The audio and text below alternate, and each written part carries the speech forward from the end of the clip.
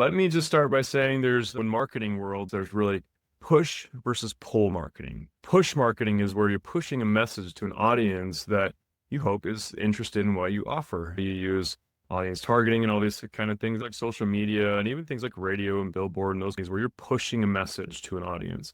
What I love about pull marketing though, is that you're attracting somebody who's already voiced their own interest in what you offer, just being found when they're looking for what you offer. You're listening to Brainwork Framework, a business and marketing podcast brought to you by focus-biz.com. Welcome back to another episode. With us today is the co-founder of Webtek, Justin Crawmer. Webtek is a full-service digital marketing agency specializing in SEO, PPC, CRO, content creation, web design, and much more. So excited to have him on today. Justin, how you doing? Good, Chris. How are you? Of course, it's our pleasure, man. We always like to ask our entrepreneurs, tell us about your journey. What were you doing before that kind of led you into what you're doing with Webtek today? I guess in terms of the marketing world, I've been an entrepreneur my whole life. I started with a candy store and then a window washing business, and then rock chip repair became a thing for me. I was working for an auto glass company doing rock chip repair and windshield replacement sales. I eventually started my own. And with that company, I built my own website using GoDaddy website, it was called at the time.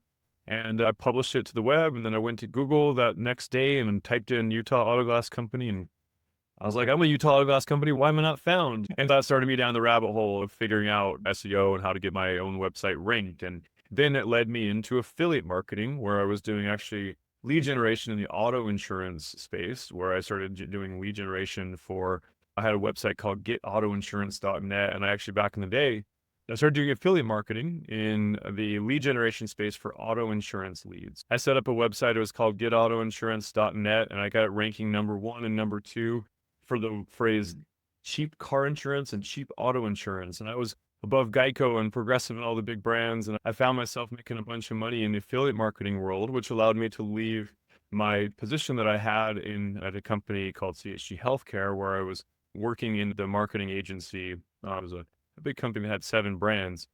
And the way that I kind of got myself into that position as SEM manager at CHG was by being able to show them that I could rank these other websites. And I kind of really established my career there. When my affiliate marketing business took off, I left the company and they offered to keep me, and I ultimately turned them into my first client.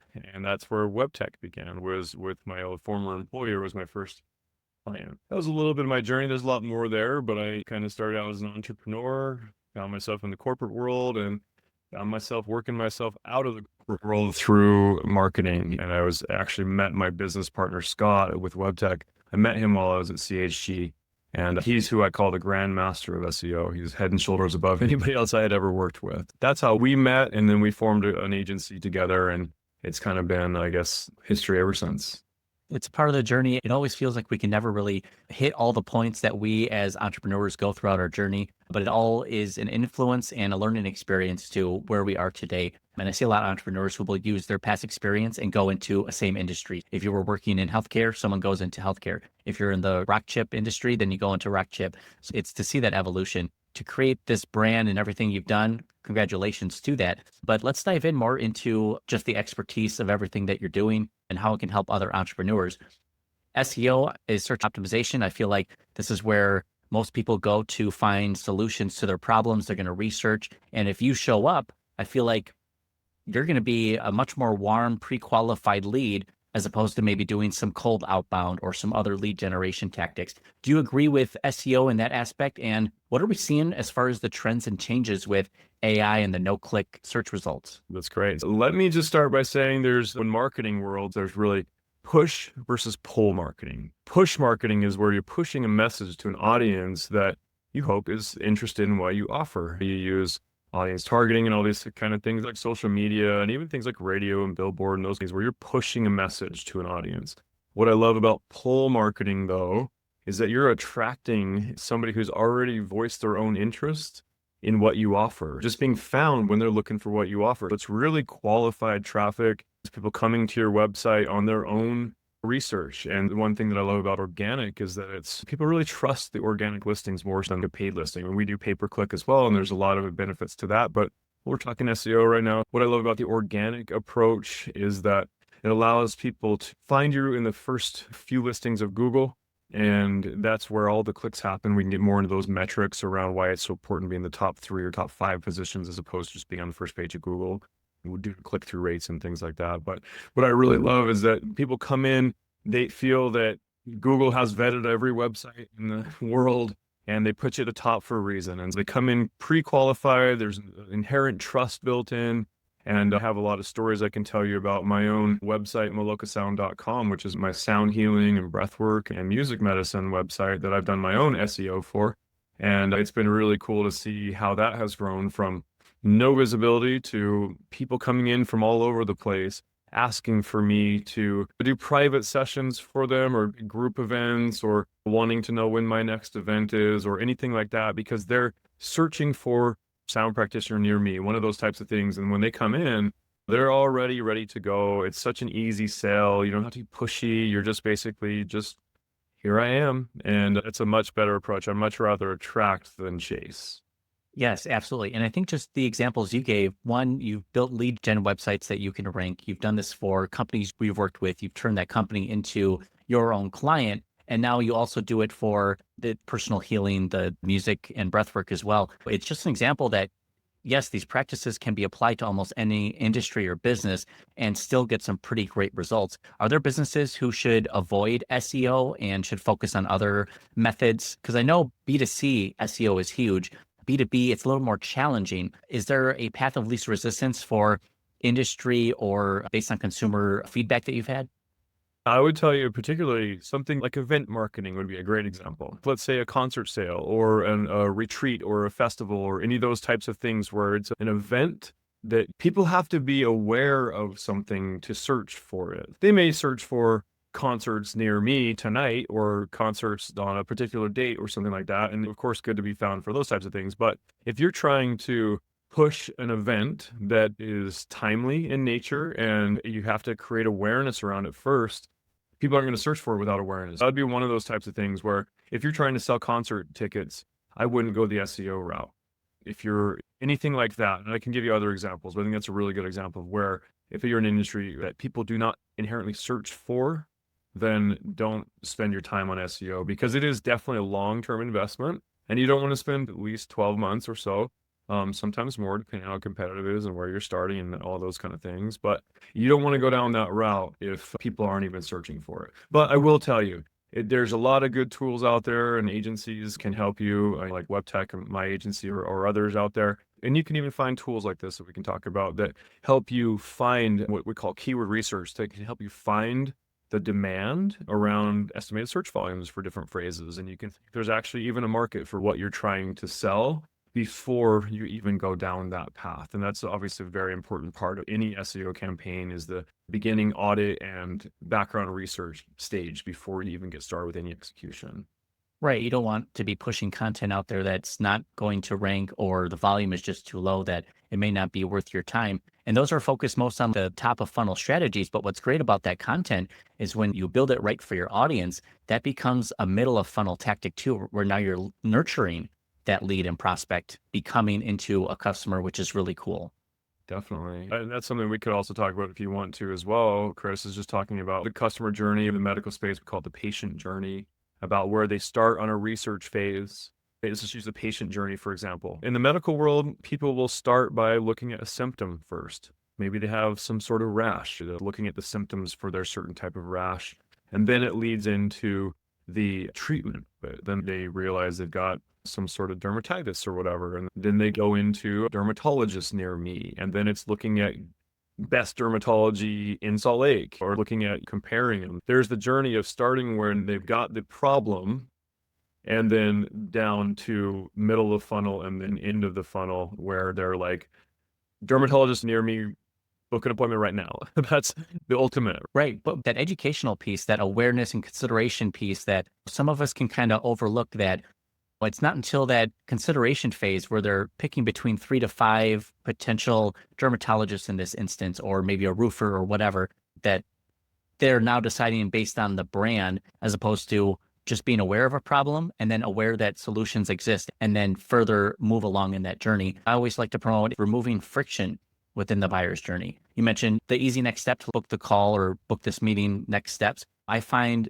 the friction is often a point where people aren't sure where to go or what the next step might be. I feel like that's a huge piece of that buyer's journey, is removing that friction or any obstacles that they might face. And I think we get that through some of our analytics, just looking at past campaigns. Where did they get stuck? And I think that's a really good point that I think a lot of SEOs might overlook. And one of the things that we really specialize in is CRO, conversion rate optimization. And I will just say the four main pillars of conversion optimization that we look at are value proposition. When you're looking at a landing page, when someone lands on a landing page of a website, we're considering four main things, and there's a lot more that goes into it. But to keep it simple, the value proposition. Value prop is like, what is it that you offer and what kind of sets you apart from your competitors, and what is your value proposition? I think that's probably a word that people most likely will understand. The next thing is user experience, offers, and calls to action. Let's lay those all out. User experience having to do with what they experience when they're on the website. How quickly does it load? What's the look and feel of it? What is the content and some of those things that affect the user experience? The calls to action, those are going to be things like book now, chat with me. The three big ones in lead generation are going to be click to call, click to email, and form submission for the most part. And then you have those other ones I just mentioned.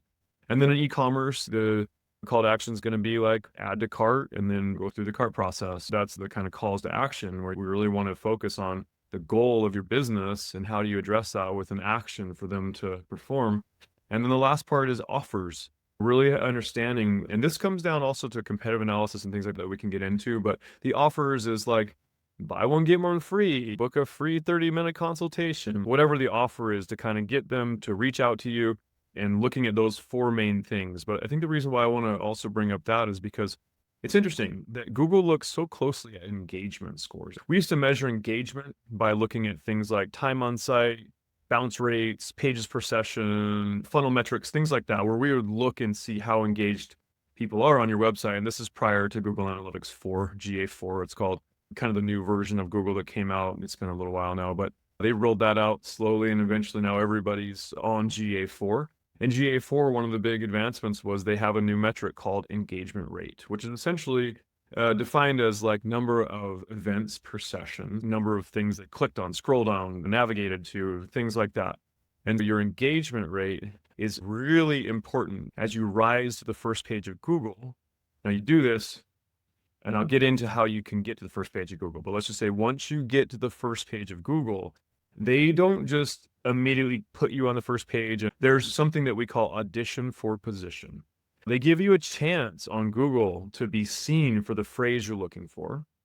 And then they're going to look at your engagement rate relevant to the other websites that are on the first 10 listings of Google or further down also. But mainly they're looking at what is the best website for this query, because it all has to do with the user experience of the search engine. And they care a lot about that, of course. When you get to the first page of Google, that engagement score becomes super important, not only for your actual traffic coming to your website. Of course, you want to engage that. You want to have high conversion rates just because you want to squeeze the most conversion out of every visit.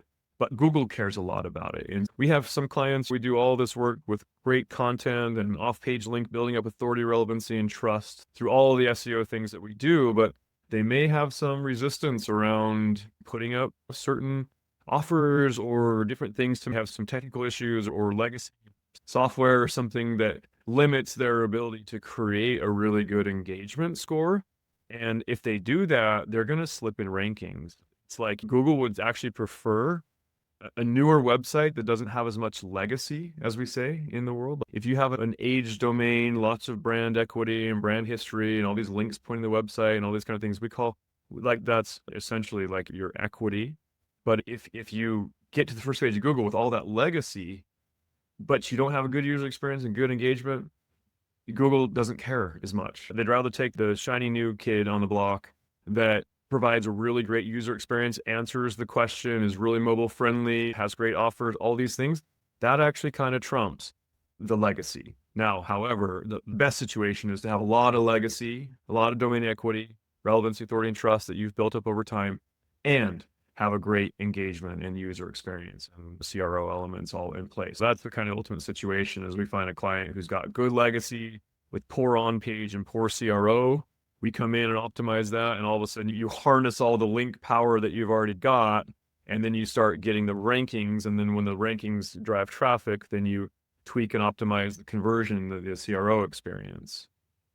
That is so true, and similar experiences for me as well. But I think it kind of shines a light on there being some hope for the new kid, the new business on the block who wants to rank and feeling like if just I could get some eyeballs on this and people could test my experience here, what that could do for my business. And same for other businesses who have invested heavily into SEO, but not the CRO side, where it's really keeping users on the page, clear next steps to the buyer's journey without complicating them. Because if you make it too complex and they're engaging, but they're going to back out real quick. They're going to be like, no, thanks. I'm not interested. If you make a great experience, you can build this trust, expertise, and authority through Google, but it gives us hope for new businesses who are just kind of starting out and just want to get out there.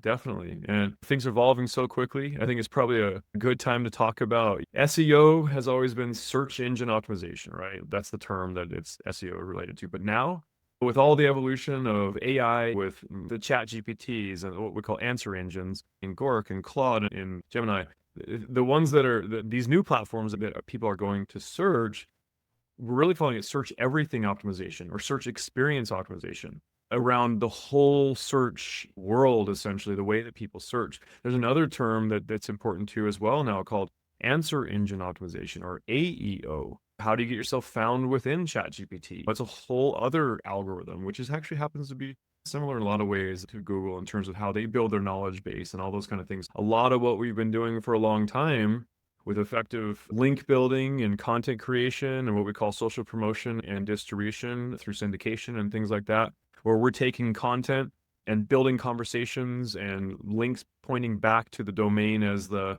kind of call it the thought leader or the subject matter expert in the space. It is all about thought leadership and creating content that can be discovered by these other search platforms, essentially. And I'll get into how we're tracking metrics. I think that's another interesting thing for marketers, knowing how do you track metrics these days. But just to kind of conclude that thought, it's the other side of it too is what we're calling zero-click marketing, as you said earlier. What that means is one of the ways that we've always told the story of success with SEO is that once all your on-page optimization is tight, you have good landing pages and good page optimization and that's all tight. Once that's done, then we always say that links lead to rankings, rankings to impressions, impressions to traffic, and traffic to conversion. Ultimately, the goal is about conversion, but you can't just do SEO and show conversion right away. It's a journey. We show that as we build these links, you get to the first page of Google. And then as you start to get on the first page of Google, you get what's called an impression. They just saw you on Google. And then as you get into the traffic driving positions, the top 3 to 5 is really where the majority, like the 90+% of clicks happen in the top 3 to 5. If you're not there, you're not getting clicked on, but you got to get impressions first. But then the traffic goes to the website and the website converts it. Now, because of zero-click marketing, just to explain what that means that people are going to Google and seeing the AI overview now, and they're getting the answer to their question without even going anywhere besides the search results page. It's a SERP, we call it, the search engine results page. They're getting the answer right on the SERP. And that's a whole other piece of real estate that's really important. How do you get placement within that box of Google? And that actually ends up coming down to a lot of really good off-page optimization, a lot of really good content creation, and being a thought leader, which ends up working really well for ChatGPT and Gorks and all those other out there. And what's been working well for creating good quality content, thought leadership, is now working in this new world of AI. And I think a good point to stop for a second. No, it's great information and really insightful because just the way we try to reason why we do SEO and following the stages of that journey really highlight we're really just auditioning for position here, and they want to match the user intent. And as trends change, as people are asking ChatGPT and these other LLMs for the information, where does that leave us as marketers for SEO and take it to another level? But I just think it highlights the importance of being found, getting found online, and making that information easily accessible for both people and for AI. Exactly. It's just a matter of getting found and being the thought leader. And it's been about that for a long time. It's just the platforms are evolving now. It's just AI is evolving how people are engaging with their searches, but it's all still super important stuff. If you've been doing SEO the right way for a long time, you're benefiting now from this. And I think in terms of tracking, I don't know how nerdy we want to get into this, but Google doesn't even have a channel. Within Google Analytics, they have different channels where you can look at your traffic. It comes from direct traffic or search traffic or referral or email or different places, like sources that people find you and come to your website. They don't even have a channel for answer engines yet. We actually created what's called a custom segment. We have identified a set list of websites that are answer engines like ChatGPT. And we define that as its own channel. And what we find really interesting that's been happening is I've said that links lead to rankings, to impressions, to traffic, to conversion. Well, we're actually seeing clients who've been doing SEO for 3+ years and have really established year-on-year metrics that have been growing year-on-year each month, have more visibility from a rankings perspective, meaning that they're being found in Google just as much or more than they were last year, but their actual organic traffic is down now because number one, they're getting the answers right on Google, not even coming to the website. Number two, they're going to other places to get the information. So the traffic might be down, but what's really interesting that we've noticed across the board, whether it's e-commerce or lead generation, is that the quality metrics are much higher. You're getting less white noise traffic. You're getting less irrelevant traffic coming to your website. People have more refined searches and they're getting exactly what they're looking for. What that ends up meaning is that we're seeing that people have better conversion quality metrics. So it'll be things like conversion rates, engagement rates, and also average order values if you're e-commerce, or just quality of leads in general. You're getting less irrelevant leads and spammy leads or whatever. You're getting people who are looking exactly for what you're offering, and you're getting actually less clutter to deal with. It's actually cleaner in a lot of ways. It's actually better in that regard. Just how traffic never mattered. It was always about getting traffic for the purpose of conversion. And if you're getting conversion without traffic, but you're still getting found online and getting the conversions, you're getting the quality audience that you're looking for, it's actually a good thing. It's a matter of just evolving with the way things are. And it does feel like at the end of the day, this is a benefit for many businesses and marketers out there to not be having to nurture all these unqualified, uninterested white noise leads that are just cluttering up our CRMs and automation systems that we used to help nurture. And I think it opens up more time, more quality time for you as a business owner and your team to have that one-on-one with the client. And if they're already pre-warmed up, pre-qualified, this is like a win in our book. I feel like that trend and change, it'll be interesting to see if that continues and what shifts we'll have in the future as well. Definitely. And the thing is, even when you mention efficiency, it's something like a remarketing. It's a great example, right? Just to define that really quick, is when someone comes to your website, you can remarket to them, meaning that you can set up campaigns that says, if someone came and saw this certain product, now follow them around the web with this certain product. Or if they came to the homepage and did not convert, it could be as general as that, then follow them around reminding of the brand, because they say it takes 7 impressions to remember something. It's a good way of just really being able to get right in front of them, and I guess leave it there. I know we're running a little bit short on time. No, that was excellent. Justin, I wanted to ask, where can people connect with you and find you online? Webtek.co is probably the easiest way to find us. That's WEBTEK.co. And you can find us on social. We also have some social presence. It's not our biggest thing, but I would just say go directly to our website, webtek.co. I was just going to mention we'll have those links available down in the show notes and the description for everybody. Now, we're about, Q2 of 2025. Are you preparing for any exciting new launches, any new product things, or are you kind of just doing the same everything that's been working great for you already? We've got a ton going on. Where do we start? We're actually building some in-house tools, some proprietary software and things that will be good for marketing agencies as well as for clients. We've always been very much a boutique agency and very hands-on approach with our clients. And our big thing is we do a lot with that, everything from small businesses to enterprise. We work with some really big brands and been doing that a long time. That's kind of where it came from, a bigger brand experience. But one of the problems that we didn't really want to dabble in the $1,000 a month or less type clientele, because you don't want to, back in the day, that's just garbage. You get what you pay for. And now these days, there are options that are AI driven. We can automate a lot of the things that we used to have to do hands-on, and it actually does a good job at it. It's basically our light package, which is less management, but it allows you to work with a professional agency, having the whole strategy component and all those kind of things built in with a lot of the efficiencies and automation that happens there. And there's just so many things that we're doing, but I would say that one of the biggest things is we're a bit of a separation in our service offerings is that we have more AI driven automation option versus our other tier. And I would say the other tier is kind of like there's been a bit of a separation in the SEO world where there's kind of a reduction of the middle class, right? You've either got the mom and pop or whatever kind of cheaper range that we can now cater to in a much better way at a lower price point.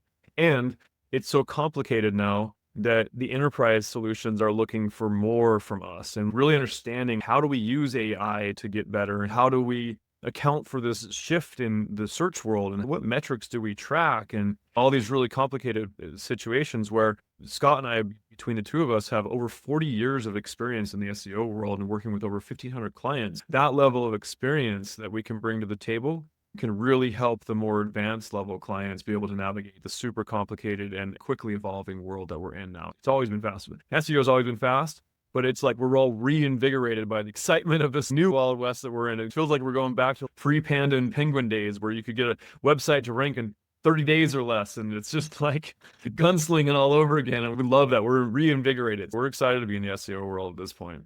That is so exciting. 2025 sounds really great for you. A lot of new projects coming to the table, bringing tech, you're pivoting and finding the right market fit for some of the services that you can now serve these clients a little bit better with more of a hands-off experience, which is excellent. Justin, so excited for the future of Webtek and yourself. Congratulations to everything you've done. Thank you for coming on, sharing your tips and wisdom with us. Thank you so much. Thanks, Chris. It's been a pleasure. Same here.